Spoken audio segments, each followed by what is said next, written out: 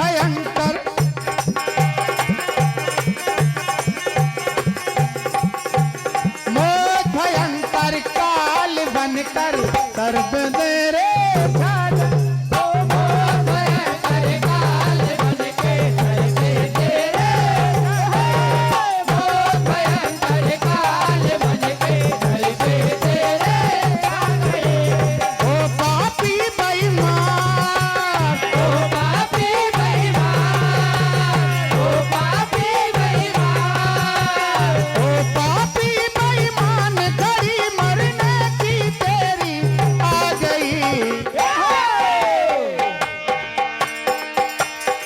थोड़े बहुत हाथ पैर चलाना चाहता है तो शासन तो भीम क्या करे। अरे भयंकर काल बनकर सब तेरे